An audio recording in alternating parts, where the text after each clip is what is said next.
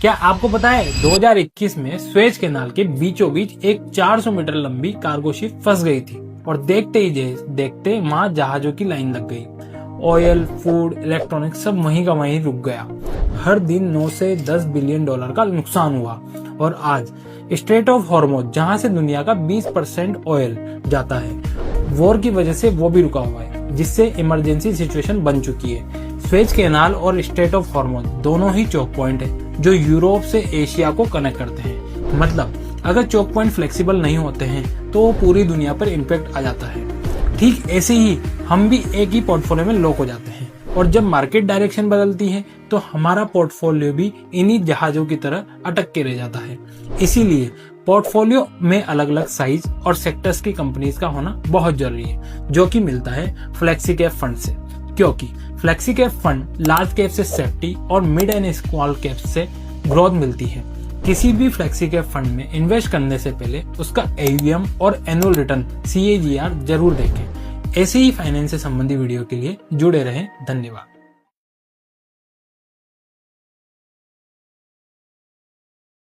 बैंकों के लिए नई खबर है, क्योंकि RBI ने उन पर लगाया है एक नया नियम। अभी तक आप होम लोन, कार लोन और बिजली लोन लेते थे तो उनकी हर महीने EMI जाती थी, लेकिन कई लोग अपने लोन को समय से पहले ही पूरा पैसा देकर बंद या क्लोज कर देते थे। इस पर बैंक आपसे 1 से 4% की प्री पेमेंट पेनल्टी लेता था, यानी 1 करोड़ के लोन पर सीधे 1 से 4 लाख रुपए तक का अतिरिक्त बोझ। पर अब RBI ने साफ कह दिया है कि ये पेनल्टी अब और नहीं चलेगी। इस साल से अगर आपने फ्लोटिंग इंटरेस्ट रेट पर कोई भी लोन लिया है तो आप उसे बिना किसी प्री पेमेंट चार्जेस के कभी भी बंद कर सकते हैं। यह नियम सभी प्रकार के लोन पर लागू हो गया है। धन्यवाद। क्या आपको पता है कौन से देश के स्टॉक मार्केट ने कितना रिटर्न दिया है फाइनेंशियल ईयर 25-26 में? आओ चलो जानते हैं इसे। हांगकांग ने दिया है 7.1%, इंडोनेशिया ने 9%, US ने 13%, चाइना ने 15%, UK ने 18%, जापान ने 45% और साउथ कोरिया ने 112%। लेकिन इंडिया के स्टॉक मार्केट ने दिया है -7%। भले ही इंडियन मार्केट ने विदेशी मार्केट से कम रिटर्न दिया है, लेकिन इंडियन इकोनॉमी वीक नहीं है, क्योंकि हर मार्केट के साइकिल्स होते हैं। कभी इंडिया परफॉर्म करेगा, कभी US, कभी चाइना और कभी गोल्ड सिल्वर। तो अगर आपका पोर्टफोलियो डाइवर्सिफाइड है तो आपको एक ही मार्केट साइकिल पर निर्भर नहीं रहना पड़ेगा। अगर आपको भी विदेशी मार्केट में इन्वेस्ट कैसे करते हैं जानना है तो मैसेज करें हेलो। क्या आपको पता है जनगणना क्या होती है और ये क्यों जरूरी है? सिंपल शब्दों में कहा जाए तो जनगणना एक आईने की तरह होती है, जो हमारी गवर्नमेंट को ये बताता है कि हमारा देश असल में दिखता कैसा है। क्योंकि ये ना सिर्फ लोगों को गिनने का प्रोसेस होता है, बल्कि जनगणना के बेसिस पे डिसाइड किया जाता है कि स्कूल्स कहाँ खोलने हैं, हॉस्पिटल्स कहाँ खोलने हैं और इंफ्रास्ट्रक्चर को कहाँ इम्प्रूव करना है। गवर्नमेंट की जितनी भी पॉलिसीज होती है, जैसे housing, hospital development, ration, welfare, सारी की सारी पॉलिसीज इसी डेटा को देखते हुए बनाई जाती है। इसका मतलब जनगणना सिर्फ एक नंबर गेम नहीं, ये इंडिया के अगले 10 साल का रोड मैप होता है। इस बार की जनगणना इसलिए महत्वपूर्ण है क्योंकि इस बार जनगणना 16 साल के बाद हो रही है, क्योंकि लास्ट हुई थी 2011 में और फिर कोविड के कारण जनगणना नहीं हो पाई। दूसरा, इस बार पॉपुलेशन काउंट हो रही है, साथ ही कास्ट सर्वे भी किया जा रहा है, जो कि हुआ था 1931 में। मतलब इस बार जो जनगणना का रिजल्ट आएगा वो एक डाटा रिसेट होगा, जिसके आधार पर आने वाली पॉलिसी डिजाइन की जाएगी। ऐसे ही इंफॉर्मेटिव वीडियोस के लिए चैनल को फॉलो करें। धन्यवाद। म्यूचुअल फंड में इन्वेस्टमेंट तभी करें जब आपको इसकी कैटेगरीज के बारे में पता हो, क्योंकि लोग अपनी इन्वेस्टमेंट जर्नी सिर्फ इसलिए स्टार्ट नहीं कर पाते हैं क्योंकि उन्हें बेसिक्स ही नहीं पता। तो ये है म्यूचुअल फंड की 4 मुख्य कैटेगरी, जिसमें पहली है इक्विटी फंड। ये इंडिया की डिफरेंट कंपनियों के शेयर्स में इन्वेस्टमेंट करते हैं। इसमें रिस्क शामिल होता है क्योंकि मार्केट ऊपर नीचे होता रहता है। इसके अलग अलग टाइप होते हैं, जैसे फ्लेक्सी कैप, लार्ज कैप और मिड कैप। दूसरा है डेब्ट फंड। ये एक सेफ इन्वेस्टमेंट है जिसमें स्टेबल रिटर्न भी मिलता है। ये गवर्नमेंट बॉन्ड, ट्रेजरी बॉन्ड में इन्वेस्टमेंट किया करते हैं। इन्हें आप अपने शॉर्ट टर्म गोल्स या इमरजेंसी फंड के लिए भी यूज कर सकते हैं। तीसरा है हाइब्रिड फंड। ये बॉन्ड और इक्विटी दोनों में इन्वेस्ट करते हैं। ये उन लोगों के लिए है जिन्हें सेफ भी रहना है और रिटर्न भी चाहिए। चौथा है इक्विटी लिंक्ड सेविंग स्कीम। इसमें इन्वेस्ट करके आप इनकम टैक्स के अंदर 1.5 लाख रुपए तक का टैक्स बेनिफिट भी ले सकते हैं और इसमें 3 साल का लॉक इन पीरियड भी होता है। इससे जुड़ी अधिक जानकारी के लिए मैसेज करें म्यूचुअल फंड। अगर आप भी म्यूचुअल फंड में इन्वेस्ट करते हैं और कोई भी म्यूचुअल फंड सर्च करते समय एक ही नाम के 4 तरीके के फंड आते हैं तो समझ नहीं आता किस में इन्वेस्ट करें, तो ये वीडियो आपके लिए है। आओ समझते हैं कैसे। जब भी सर्च करते हैं तो सबसे पहले बड़ा नाम होता है, जैसे HDFC, मोतीलाल ओसवाल या निप्पॉन इंडिया। ये असेट मैनेजमेंट कंपनियां होती है, मतलब जो आपके पैसे को कलेक्ट करके आपके बिहाफ पर मार्केट में इन्वेस्ट करती है। दूसरा नाम आता है फंड कैटेगरी, जैसे यहाँ लिखा है मल्टी कैप फंड। इसका मतलब ये होता है कि ये आपके पैसे को लार्ज कैप, मिड कैप और स्मॉल कैप शेयर तीनों टाइप की कंपनियों में इन्वेस्ट करता है। और अगर यहाँ पे लिखा होता है लार्ज कैप तो इसका मतलब होता है कि ये इंडिया की टॉप ब्लू चिप कंपनियों में निवेश करता है। इसके बाद लिखा होगा डायरेक्ट या रेगुलर प्लान। डायरेक्ट का मतलब है सीधा AMC के थ्रू इन्वेस्ट करना, इसमें कोई मिडलमैन नहीं होता और कोई कमीशन भी नहीं होता। और लिखा होगा रेगुलर, तो इसका मतलब ये है कि ये किसी बैंक या एजेंट के थ्रू इन्वेस्टमेंट करता है जिसमें कोई ना कोई कमीशन होगा। ये आपके पैसे सीधे नहीं कटेंगे, लेकिन ये आपके एक्सपेंस रेशियो में जरूर जुड़ जाएगा। उम्मीद है ये वीडियो आपके काम आएगा। धन्यवाद। मार्च का महीना खत्म हो गया है, इसलिए सभी सैलरीड एम्प्लॉइज को 3 फाइनेंशियल डॉक्यूमेंट टाइम से जरूर चेक कर लेने चाहिए। पहला है एनुअल इन्फॉर्मेशन स्टेटमेंट। सबसे पहले और सबसे जरूरी AIS ये आपके पिछले ईयर की पूरी फाइनेंशियल जर्नी को बताता है। इसमें आपको कितनी सैलरी मिली और कितना टैक्स कटा, कितना इन्वेस्टमेंट किया और हाई वैल्यू ट्रांजैक्शन सब एक जगह दिख जाए। दूसरा है आपका फॉर्म 16 जो आपको आपके एम्प्लॉयर देंगे। इसमें आपकी सैलरी कितनी, डिडक्शन और टैक्स की पूरी डिटेल होती है। इसे भी आप अपने AIS से जरूर क्रॉस वेरीफाई करें। फॉर्म 16 का नाम बदलकर अब फॉर्म 130 हो गया है। तीसरा है स्टॉक मार्केट इन्वेस्टमेंट। आपके स्टॉक मार्केट में जुड़े डॉक्यूमेंट्स, इसके लिए आपको अपने ब्रोकर ऐप पे जाना होगा। वहां आपको अपने स्टॉक का स्टेटमेंट और कैपिटल गेन स्टेटमेंट मिलेगा। इन डिटेल्स को भी आपको AIS के साथ जरूर वेरीफाई करें। इससे जुड़ी अधिक जानकारी के लिए मैसेज करें हेलो। इस एक गलती की वजह से आम लोग लोन और EMI के जाल में हमेशा के लिए फंस जाते हैं। ये है अनिल, उसकी सैलरी 35,000 रुपए। उसने 5 लाख का पर्सनल लोन लिया घर की कंस्ट्रक्शन के लिए। EMI 11,000 रुपए पर मंथ 5 साल के लिए। अनिल सोच रहा था हर महीने 11,000 रुपए दे रहा हूँ, धीरे धीरे लोन खत्म हो जाएगा। पहले साल उसने लगभग 1.3 लाख रुपए EMI दी। उसे लगा अब तो लोन काफी कम हो गया होगा, पर जब उसने स्टेटमेंट चेक किया लोन अभी भी 4.2 लाख रुपए बाकी था। ऐसा क्यों? क्योंकि लोन EMI का स्ट्रक्चर ऐसा होता है कि शुरुआत में तुम प्रिंसिपल नहीं इंटरेस्ट ज्यादा भरते हो। इसे कहते हैं एमोर्टाइजेशन। सिंपल भाषा में बैंक पहले अपना प्रॉफिट निकालता है, फिर तुम्हारा लोन कम करता है। पहले 1-2 साल में तुम्हारी EMI का बड़ा हिस्सा इंटरेस्ट होता है, तो अगर तुम बीच में प्रीपेमेंट नहीं करते तुम अननेसेसरीली एक्स्ट्रा इंटरेस्ट भरते रहते हो। अब सोल्यूशन सुनिए। अगर आपके पास बोनस या एक्स्ट्रा 20-30 हजार रुपए आए, उसे खर्च मत करें, लोन प्रीपेमेंट में डालें, क्योंकि जितना जल्दी प्रिंसिपल कम होगा उतना इंटरेस्ट बचाओगे। अनिल ने अगले साल से वही किया। वो हर 3 महीने में थोड़ा एक्स्ट्रा पेमेंट करना शुरू किया और उसका 5 साल का लोन 3.5 साल में खत्म हो गया। याद रखिए, EMI भरना मेहनत है, पर स्मार्ट रीपेमेंट करना समझदारी है। बैंक चाहता है कि आप बस मिनिमम EMI देते रहें। स्मार्ट लोग जल्दी लोन खत्म करते हैं। फॉलो करिए अगर आपको मनी गेम फ्री में सीखना और समझना है।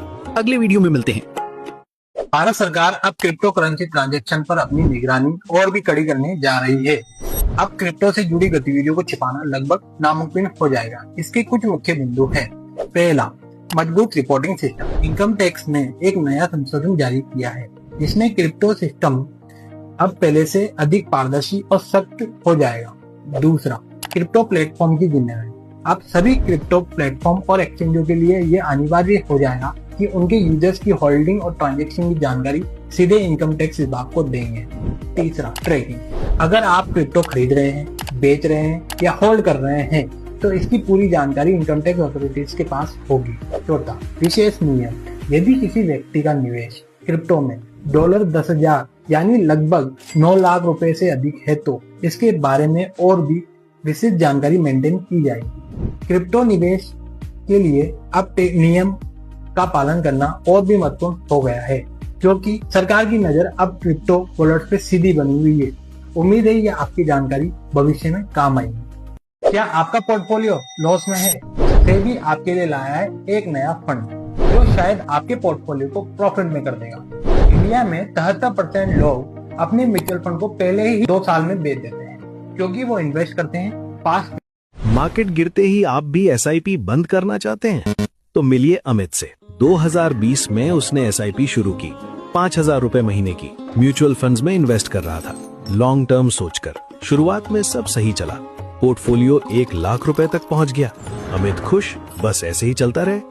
फिर 2022 में मार्केट गिरा, न्यूज हर जगह, मार्केट क्रैश, रिसेशन आ रहा है, डर फैल गया।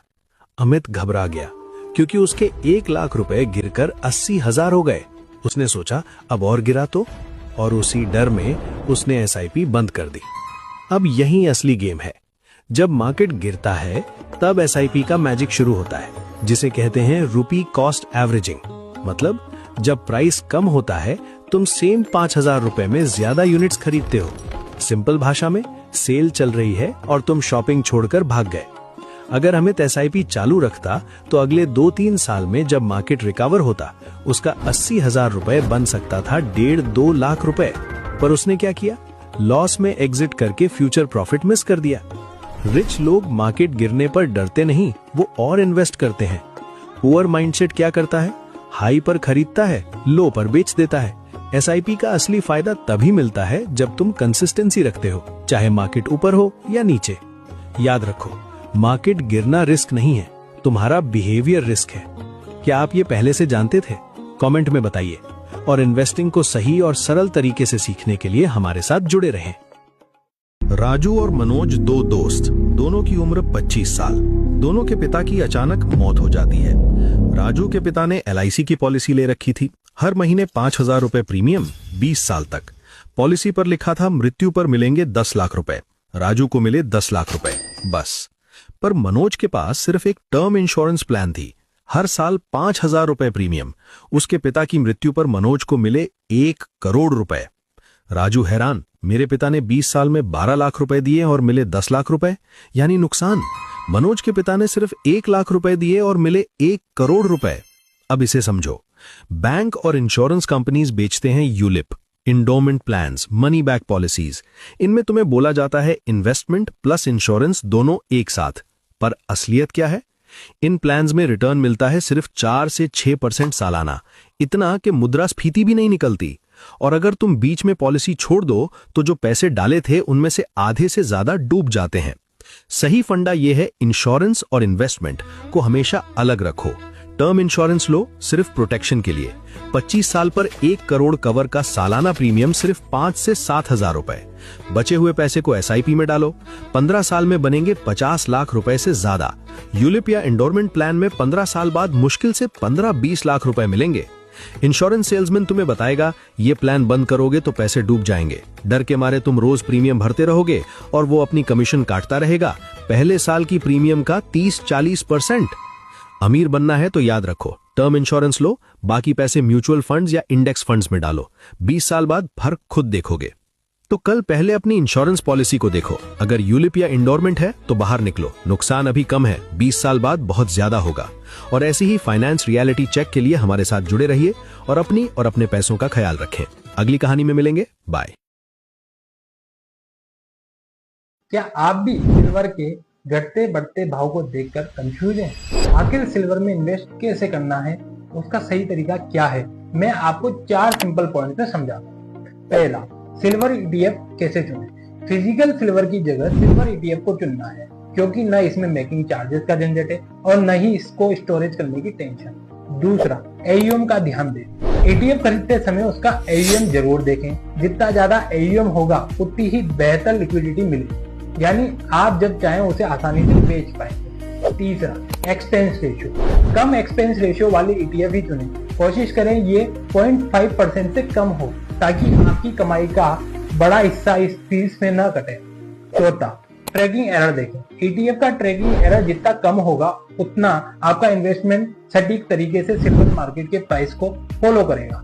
सबसे जरूरी बात, सिल्वर में काफी उतार चढ़ाव रहता है, इसलिए अपना एनालिसिस जरूर करें और सोच समझ कर ही कदम बढ़ाएं। सीखते रहें और सही इन्वेस्टमेंट करते रहें। धन्यवाद। भारतीय रेलवे टिकट के कैंसिलेशन नियम। सरकार ने टिकटों के कैंसिलेशन के लिए नए नियमों की घोषणा की है। ये नियम 1 अप्रैल से लागू किए जाएंगे। नए नियम के हिसाब से अगर आप अपनी यात्रा से 72 घंटे पहले टिकट कैंसिल करते हैं तो आपको न्यूनतम कैंसिलेशन काटकर बाकी सारा पैसा वापस मिल जाएगा। और अगर आपने 72 घंटे से 24 घंटे के भीतर टिकट कैंसिल किया है तो उसका टिकट के किराए का 25% काटा जाएगा। ट्रेन छूटने के 24 से 8 घंटे के पहले कैंसिलेशन करते हैं तो 50% की टिकट कटौती होगी। लेकिन ध्यान रहे, अगर ट्रेन छूटने में 8 घंटे से भी कम का समय बचा है तो आपको कोई रिफंड नहीं मिलेगा। नियमों में बदलाव के क्या कारण है? रेलवे मंत्री के अनुसार एजेंट अक्सर बल्क में टिकट बुक कर लेते थे और अंतिम समय में उन्हें रद्द कर देते थे।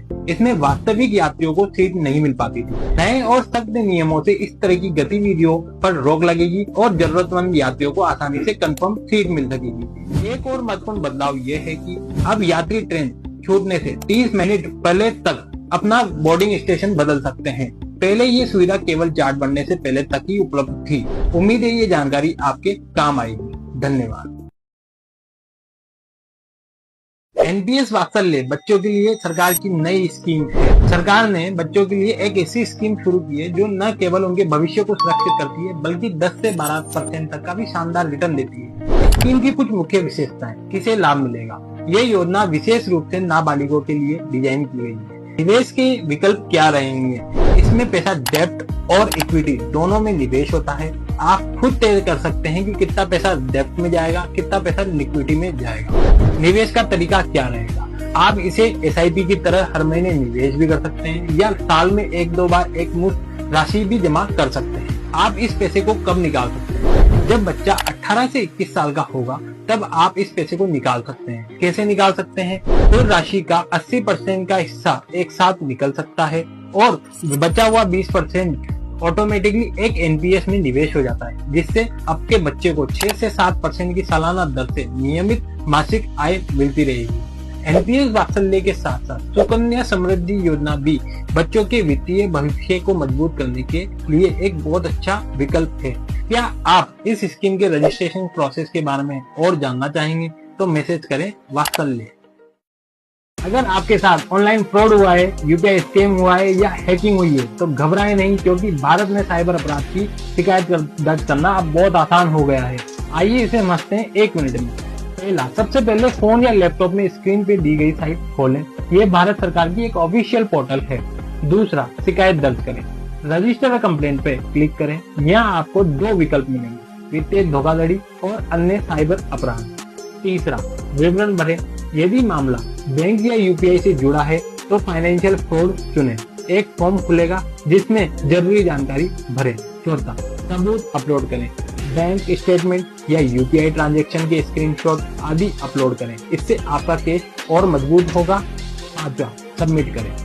फॉर्म जमा करने के बाद आपको एक रेफरेंस नंबर मिलेगा। इसे सुरक्षित रखें, क्योंकि इससे आप अपने केस का स्टेटस ट्रैक करने में मदद मिलेगी। याद रखें, आप जितना जल्दी रिपोर्ट करेंगे पैसा वापस मिलने की संभावना उतनी ही अधिक हो जाएगी। रिपोर्ट करते ही फ्रॉड वाले अकाउंट को फ्रीज कर दिया जाता है ताकि वह ये पैसे को आगे ट्रांसफर न कर सकेगा। आशा है कि ये जानकारी आपके काम आएगी। धन्यवाद। आपका भी पैसा बैंक में अटका हुआ है? क्योंकि भारत सरकार के पास लगभग 78,000 करोड़ का ऐसा फंड पड़ा हुआ है जिसमें कोई क्लेम नहीं कर रहा है। यह पैसा आपका, आपके माता पिता या दादा दादी का हो सकता है जो बैंक अकाउंट या FD में जमा करके भूल गए होंगे। अनक्लेम पैसा क्या होता है? जब किसी बैंक खाते में 10 साल तक कोई लेन देन नहीं होता है तो वो इनएक्टिव हो जाता है। इसके बाद उस पैसे को RBI depositor education and protection fund में ट्रांसफर कर दिया जाता है। अपना पैसा कैसे ढूंढे? RBI ने इसके लिए खास पोर्टल बनाया है जिसे कहते हैं उद्गम। इसके लिए उद्गम पोर्टल पे आपको रजिस्टर करना है। अपना पैन कार्ड और अन्य जरूरी जानकारी जरूर भरें। आप अपने साथ साथ अपने परिवार के सदस्यों का भी नाम चेक कर सकते हैं। यदि आपका नाम लिस्ट में है तो आप संबंधित बैंक में जाकर क्लेम करने की प्रक्रिया शुरू कर सकते हैं। भविष्य में ऐसी स्थिति से कैसे बचें? खाता चालू रखें, समय समय पे छोटी मोटी ट्रांजैक्शन करते रहें। नॉमिनी जरूर जोड़ें। हर अकाउंट में किसी न किसी को नॉमिनी जरूर जोड़ें। KYC अपडेट रखें। अपना मोबाइल नंबर और पता बैंक में हमेशा अपडेट रखें ताकि बैंक आपसे संपर्क कर सके। क्या आप इस पोर्टल के रजिस्ट्रेशन प्रोसेस के बारे में जानना चाहेंगे तो मैसेज करें उद्गम। बैंकिंग फ्रॉड से बचने के 3 नियम ये रहे। आपकी स्क्रीन पर एक बैंक के 3 लिंक्स दिख रहे होंगे। इनमें से सही वाली कौन सी है, कैसे पता करोगे? बैंक की वेबसाइट पहचानें। सभी इंडियन बैंक्स की ऑफिशियल वेबसाइट .bank.in पर खत्म होती है, न कि .com, .co या .in पर। तो अगर इसमें कोई भी वेबसाइट आपकी डिटेल वेरीफाई, अपडेट या रिकन्फर्म करने के लिए कहें और वो वेबसाइट .bank या .in नहीं है तो तुरंत उसे बंद कर दें। नियम 2, SMS के सिंबल देखें। असली बैंकिंग SMS में हमेशा ये सिंबल दिखेंगे। S हमेशा सर्विस अलर्ट्स के लिए होगा, जैसे KYC या डेबिट कार्ड के मैसेज डिस्पैच के लिए, और T मतलब ट्रांजैक्शन अलर्ट, जैसे debit card, credit card, OTP के लिए। तीसरा नियम, बैंक कॉल की पहचान। बैंक अब ऑफिशियली नंबर 1600 से शुरू होने वाले नंबरों से ही कॉल कर सकते हैं और किसी रैंडम मोबाइल नंबर से नहीं। अगर फिर भी कुछ गलत हो जाता है तो फाइनेंशियल फ्रॉड की रिपोर्ट करने के लिए सरकार की ऑफिशियल हेल्पलाइन नंबर 1930 इस पर तुरंत कॉल करें। उम्मीद है ये जानकारी आपके काम आएगी। इसे अपनी फैमिली के साथ भी जरूर शेयर करें। UDID कार्ड एक रिवोल्यूशन स्टेप है जो इंडिया में डिसेबल्ड लोगों के लिए है। यह कार्ड दिव्यांग व्यक्तियों को एक यूनिवर्सल आइडेंटिटी प्रोवाइड करता है, क्योंकि ये दिव्यांग व्यक्तियों के लिए राष्ट्रीय पहचान कार्ड है।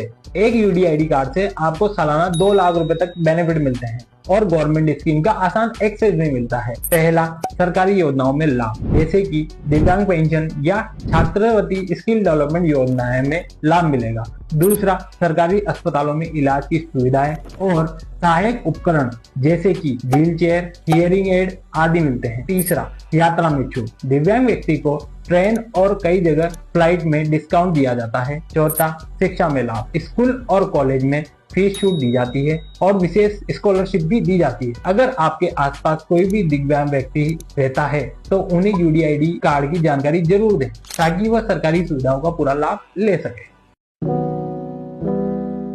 1 अप्रैल से भारत का इनकम टैक्स सिस्टम बदलने वाला है, क्योंकि गवर्नमेंट ने new income tax rule notify किए हैं और इसका सीधा इम्पैक्ट आपकी सैलरी और टैक्स पे पड़ेगा। तो ये 4 न्यू चेंजेस बिल्कुल मिस मत करना, वरना गलती से ज्यादा टैक्स जमा कर देंगे। पहला, हाउस रेंट अलाउंस। आप काफी टैक्स बचा सकते हो क्योंकि अब HRA एग्जेम्पशन के लिए बैंगलोर, हैदराबाद, पुणे और अहमदाबाद को भी मेट्रो कैटेगरी में इंक्लूड किया गया है। मतलब इन सिटीज में रहने वालों के लिए भी HRA एग्जेम्पशन 40% से बढ़ाकर 50% हो जाएगा। पहले ये 50% सिर्फ दिल्ली, मुंबई, कोलकाता और चेन्नई के लिए था।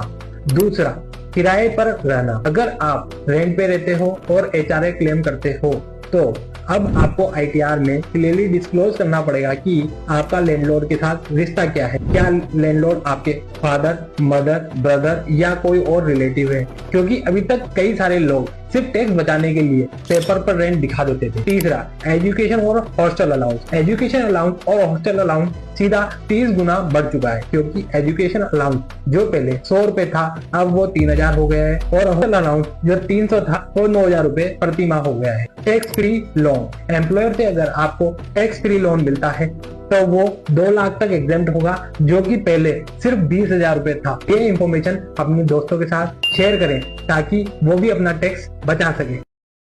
क्या आप सुरक्षित निवेश के साथ फिक्स रिटर्न चाहते हैं? तो ये है भारत की 6 सरकारी योजनाएं जो पूरी तरफ से सेफ और शानदार रिटर्न देती है। पहला, PPF फंड। रिटायरमेंट और लंबी अवधि की बचत के लिए ये सबसे लोकप्रिय स्कीम है। वर्तमान में इसमें ब्याज दर 7.1% का मिल रहा है।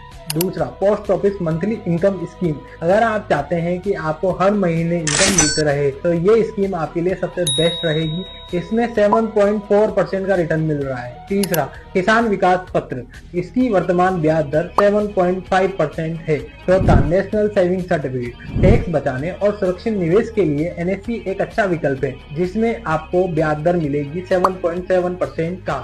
और ऐसी टॉप 2 स्कीम जो कि सबसे ज्यादा ब्याज दे रही है। पहली, सीनियर सिटीजन स्कीम। बुजुर्गों के लिए ये सबसे बेहतरीन निवेश है। दूसरी, सुकन्या समृद्धि योजना। बेटियों के उज्जवल भविष्य के लिए ये शानदार स्कीम है। इन दोनों स्कीम में ही आपको ब्याज मिल रहा है 8.2% का। इस तरह की जानकारी के लिए जुड़े रहें। आरबीआई के नए नियम, मिस सेलिंग पर 100% रिफंड। भारतीय रिजर्व बैंक द्वारा बैंकिंग क्षेत्र में गलत तरीके से वित्तीय उत्पाद न बिके, इसलिए कुछ कड़े कदम उठाए हैं। मुख्य बातें, पहला, बैंकों को सख्त चेतावनी। आरबीआई ने बैंकों को किसी भी प्रकार की मिक्स सेलिंग के खिलाफ कड़ी चेतावनी दी है। मिक्स सेलिंग क्या होता है? यदि कोई भी बैंक आपकी आयु, आय या जोखिम क्षमता के विरुद्ध कोई भी उत्पाद जैसे कि बीमा या निवेश जैसी पॉलिसी बेचता है तो उसे मिस सेलिंग माना जाएगा। दूसरा, पूर्ण रिफंड और मुआवजा। मिस सेलिंग साबित होने पर बैंक को 100% पैसा वापस करना होगा और ग्राहक को मुआवजा भी मिलेगा। तीसरा, जबरदस्ती उत्पाद बेचना। अब बैंक लोन देने के बदले जबरन बीमा या क्रेडिट कार्ड नहीं बेच पाएंगे। यदि उत्पाद ग्राहक की प्रोफाइल के उपयुक्त नहीं है तो हस्तांतरित सहमति भी मान्य नहीं होगी। जैसे कि 60 साल के रिटायर्ड व्यक्ति को हाई रिस्क इन्वेस्टमेंट प्रोडक्ट देना अब मिस सेलिंग के दायरे में आएगा और इसके लिए बैंक जिम्मेदार होगा। आरबीआई की ये नियम जल्द लागू होने वाले हैं, जिससे ग्राहकों को लाखों रुपए डूबने से बच सकते हैं। अधिक जानकारी के लिए फॉलो करें।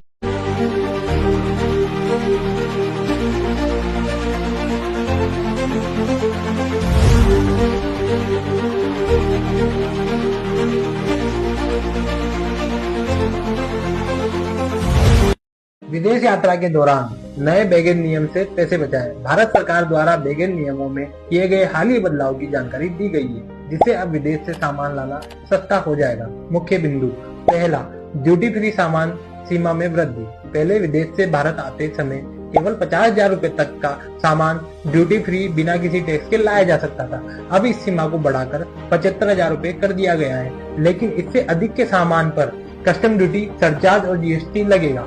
दूसरा, लैपटॉप पर छूट। अब आप 75,000 रुपए की सीमा के अलावा एक लैपटॉप पूरी तरह कस्टम ड्यूटी के बिना ला सकते हैं, क्योंकि अमेरिका, दुबई और सिंगापुर जैसे देशों में लैपटॉप सस्ते मिलते हैं। यह यात्रियों के लिए एक बड़ी बचत है। यह छूट प्रति व्यक्ति लागू होती है। यदि आप विदेश की यात्रा योजना बना रहे हैं तो ये नए नियम आपको अंतर्राष्ट्रीय खरीदारी पर हजारों रुपए बचाने में मदद करेंगे। क्या आप इन नियमों के बारे में और अधिक विस्तार से जानना चाहेंगे तो मैसेज करें हेलो।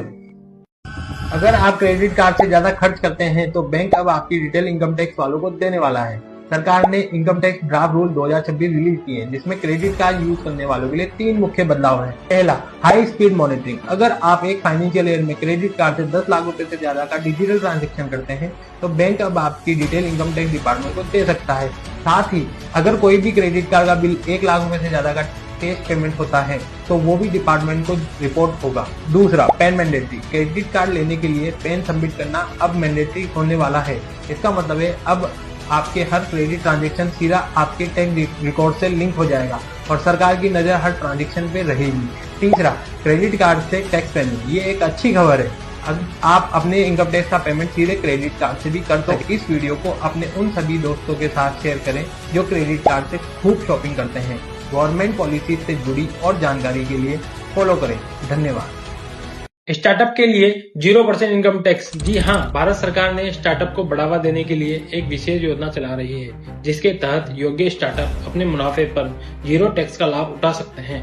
कुछ मुख्य शर्तें, कंपनी 10 साल से ज्यादा पुरानी नहीं होनी चाहिए। कंपनी का वार्षिक टर्नओवर 100 करोड़ से कम होना चाहिए। आपका बिजनेस मॉडल यूनिक, इनोवेटिव या उसमें रोजगार पैदा करने की क्षमता होनी चाहिए। यदि आप इन 3 शर्तों को पूरा करते हैं तो आप अपने शुरुआती 10 साल में से किन्हीं 3 साल के लिए 100% टैक्स छूट प्राप्त कर सकते हैं। आवेदन करने के लिए आपको स्टार्टअप इंडिया के आधारित पोर्टल पर जाकर आवेदन करना होगा। आवेदन में स्पष्ट रूप से लिखें कि आपका बिजनेस कैसे अलग और इनोवेटिव है। सरकार ने इस प्रक्रिया को बहुत सरल बना दिया है और अब लगभग 120 दिन के अंदर आपको जवाब मिल जाता है। वर्तमान में 3700 से ज्यादा स्टार्टअप इस टैक्स छूट का लाभ उठा रहे हैं। यदि आपका बिजनेस नया और इनोवेटिव है तो ये सेक्शन आपके लिए लाखों की बचत कर सकता है। आशा है कि आपके लिए ये जानकारी उपयोगी साबित होगी। अधिक जानकारी के लिए कमेंट करें हेलो।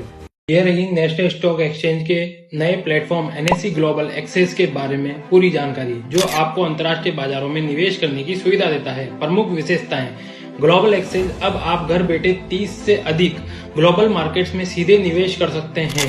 दिग्गज कंपनियों में निवेश, जैसे कि माइक्रोसॉफ्ट, एप्पल जैसी बड़ी कंपनियों के स्टॉक आसानी से खरीद सकते हैं। निवेश विकल्प, एक ही प्लेटफॉर्म में आप विदेशी stock, mutual fund, ETF, bond, commodities में निवेश कर सकते हैं। फ्रैक्शनल शेयर्स, इसकी सबसे अच्छी खासियत यह है कि यदि आप किसी भी महंगे स्टॉक का पूरा शेयर नहीं खरीद सकते तो आप उसका एक छोटा सा हिस्सा भी खरीद सकते हैं। ये आप इसे गूगल प्ले स्टोर और एप्पल स्टोर से डाउनलोड कर सकते हैं। अकाउंट खोलने की प्रक्रिया के लिए कमेंट करें हेलो।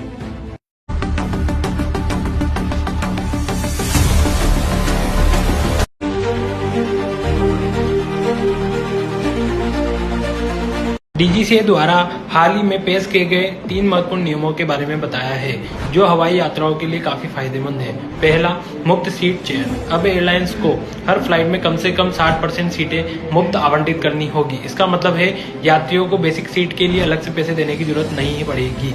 दूसरा, परिवार के साथ बैठना। यदि आप एक ही PNR पर परिवार के साथ यात्रा कर रहे हैं तो एयरलाइंस को यह सुनिश्चित करना होगा कि आपको साथ में आसपास की सीट मिले। अब बच्चों और माता पिताओं को अलग अलग सीट पर बैठने की कोई जरूरत नहीं है। तीसरा, रिफंड पॉलिसी। यदि आप टिकट बुक करने के 48 घंटे के भीतर उसे कैंसिल करते हैं तो आपको एयरपोर्ट टैक्स और अन्य शुल्क सहित पूरा रिफंड मिलेगा, भले ही आपकी टिकट नॉन रिफंडेबल श्रेणी की ही क्यों ना हो। वीडियो का मुख्य उद्देश्य यात्रियों को उनके अधिकारों के प्रति जागरूक करना है ताकि एयरलाइन सीट चयन या कैंसिलेशन के नाम पर मनमाने पैसे न वसूल सके।